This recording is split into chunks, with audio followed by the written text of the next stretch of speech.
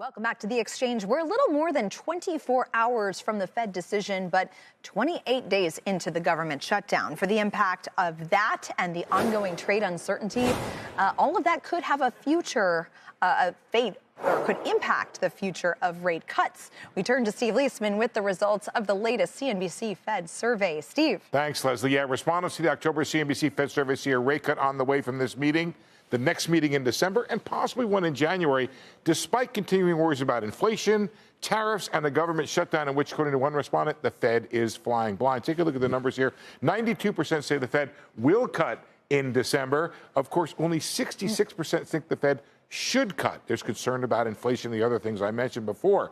Additional cuts coming, 100 basis points. That includes this meeting, December, maybe January, all the way through 2026, bringing the funds rate down to, drum roll, 3.2%. So just another 100 to go from where we are right now. Richard Bernstein, CEO of Richard Bernstein Advisors, tells us that because of inflation and a surging stock market, quote, in more normal times, there's no way the Fed would be cutting rates here.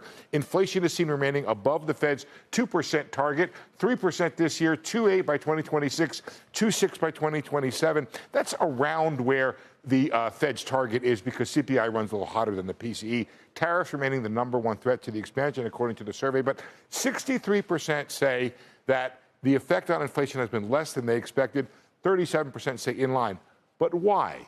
48%, unfortunately, say the impact has been muted so far because the full effects of tariffs have not been passed along yet. That speaks to perhaps further increases in prices. 30% say companies are eating those tariffs, maybe more pass along there. 13% say there have been offsets to tariffs by declines in other categories of the CPI.